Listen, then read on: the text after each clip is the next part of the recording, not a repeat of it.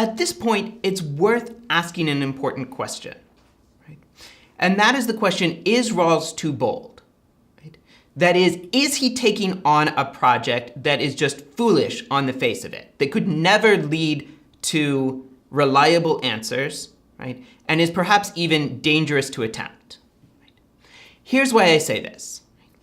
When I was working on my dissertation, I was trying to figure out exactly what I wanted to say. I came up with this question that I would ask people. Right?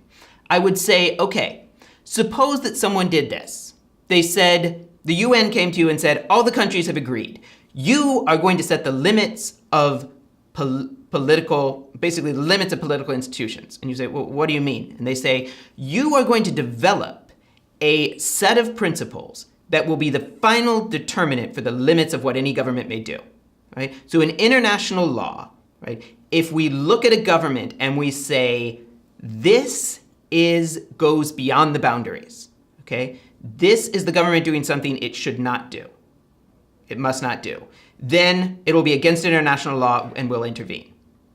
If it's within the bounds of your principles, if your principles don't say that it's wrong, then it'll be hands off and the people in the country can decide for themselves. Right? And it was going to be once and for all for everyone. Now it can be various levels of, it can be abstract, so it can be, you leave room for some application. Right? But if something goes against these principles, it's illegal. If something's within these principles, it's allowed under international law. And I ask people, would you be willing to do this? Would you see yourself as qualified in doing this? And everybody says no.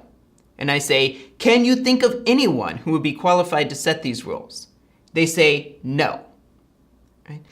So then I ask the question, so what in the world does Mr. John Rawls think that he is doing? Right? Everybody I talk to seems to think this is an impossible project. So what is Rawls doing here? Or to put it another way, Rawls is going to come up with an approach to political philosophy that I'll sometimes call justice is fairness, and I'll sometimes call the three principles. Right? And I find it useful to step back sometimes and ask and say, okay, great. Three principles, powerful tool for critiquing various institutions. But how far should we take it? Right?